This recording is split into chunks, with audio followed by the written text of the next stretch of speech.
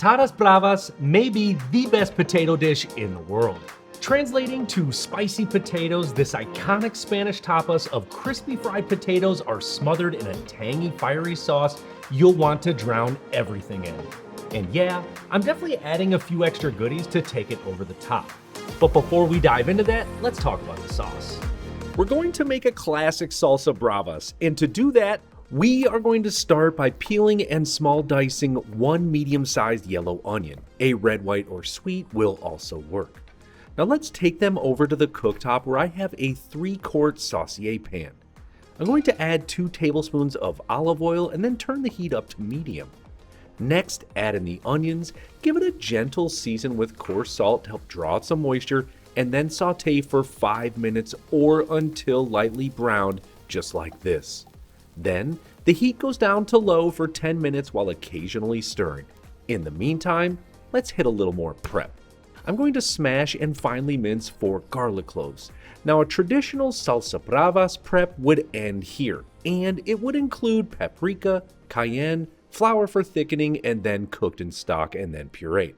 It's really good, but I think we can enhance it even more starting with 1 red jalapeño. Red finger peppers or even Fresno peppers will also work. Cut off the stem, slice it in half, and then remove the pith where that heat is, or if you love spice, then keep it. Small dice the peppers, then bring them back over to the cooktop with the garlic, and let's have a look at the onions, and yeah, they look great, and who doesn't love the smell of caramelizing onions?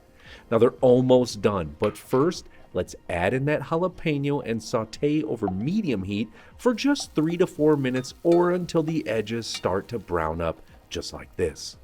Next, stir in the garlic and cook it just until fragrant, which only takes 30 to 45 seconds. And now is when I'm going to add in 1 tablespoon of sweet or smoked paprika, it's up to you. Turn the heat down to low-medium and just toast that paprika for like 30 to 45 seconds to make it more intense in flavor. Promise you, it's worth it. Now to balance this out, I'm going to stir in 1 tablespoon of tomato paste and pince it for 3 to 4 minutes. This will deepen the overall umami flavor of the sauce and add a touch of acidity. Once it becomes a rust color like this, I know I'm good to go to the next stage.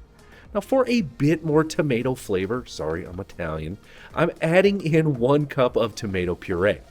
Crushed or diced tomatoes will also work.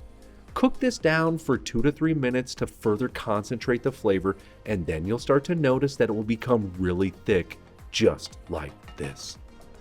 Now at this stage, pour in 2 cups of good chicken or vegetable stock and cook it for 6 to 8 minutes over low to medium heat to reduce those flavors. Now to round out some of that heat, I'm going to add in 2 teaspoons of sherry vinegar. Red wine vinegar is also great here.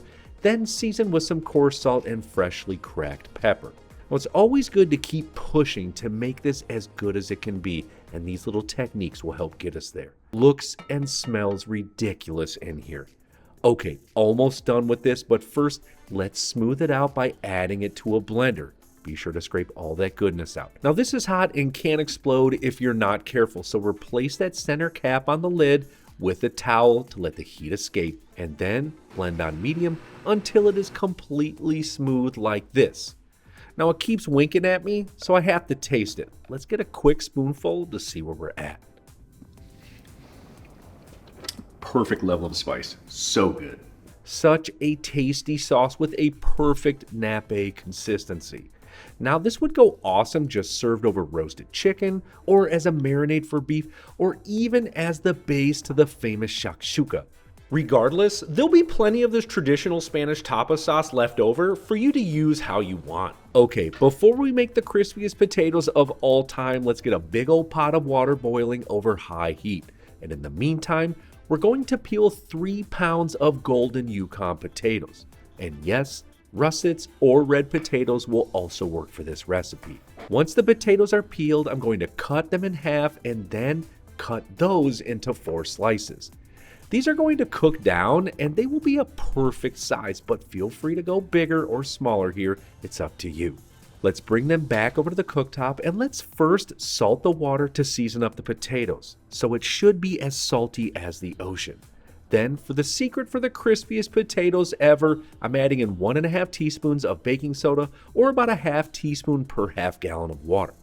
Alright, here's the deal. Alkaline water is your secret weapon when it comes to getting those potatoes crispy. Why? Because it helps break down the outside of the potatoes a bit more, which makes way more of that starchy slurry. That's what's gonna give you that golden crispy exterior you all crave. Alright, science class is over. Let's add in those potatoes, and then they're going to cook for about 7 to 8 minutes. I always know they're good when I pierce them with a fork and they slide right off just like this. Perfect. Let's get the potatoes out of the water and set them aside to air dry for like 3 to 4 minutes. Then I'm going to transfer them over to a large bowl and season them with coarse salt and freshly cracked pepper. Now, before they go in the oven, we need to coat them in 3 to 4 tablespoons of avocado or olive oil. Using a rubber spatula or spoon, fold the potatoes over several times to mix in everything. You'll start to notice that the potatoes will become pasty on the surface and look like half are whole and the other half are mashed potatoes. This is a good thing, and what's going to help them brown up so beautifully. Next, I'm going to transfer them over to a sheet tray lined with parchment paper and evenly spread them out. Do not stack these or else they'll steam. They need room to sear. If you need 2 pans, so be it. Next, they're going in the oven at 425 F fan on or 450 F no fan on the middle rack for 20 minutes. After that amount of time, we'll take them out and have a look, and we are getting close. But first, let's flip them over and place them back in the oven for an additional 20 to 25 minutes. We want brown all around, my friends, so take the time so that they look like this. Just listen to that crunch. Now, classically, this would be done, just potatoes and that salsa bravas. But I told you I wanted to add a few more goodies. So if you've got an immersion blender, add 2 egg yolks to a jar or container. Finally grate in 1 garlic clove, hit it with the juice of 1 lemon or about 1 tablespoon, then pulse the immersion blender to start getting the yolks nice and fluffy, like this. Now, slowly drizzle in a total of 1 cup of olive or avocado oil or even a blend until it's emulsified. So yeah, there'll be plenty left over, or you can store it in the fridge for up to 1 month. And hey, if it's too thick, thin it out with a little water, no problem. Finish it with a bit of salt and some more lemon juice, and of course taste it. How else do you know if it's good to go? Now, you can also make this in a mortar and pestle, although that one's going to leave you with a sore arm, but you can do it. Okay, before we get to another little secret that I like to do, here's how you would plate this up. And since this is a traditional tapas dish, I'm going to use a mini cast iron skillet. Add those golden brown delicious potatoes. Then we're going to top off with some of that salsa bravas. Next, the aioli. And then finally with some finely minced parsley. Now, if you're looking for a bit more sustenance to this, and I always am, and I want to round out this meal, I without question recommend steak, and specifically like a carne asada where you marinate, grill, thinly slice on a bias and add it right to the top of those potatoes. Yeah, I mean, of course this is good.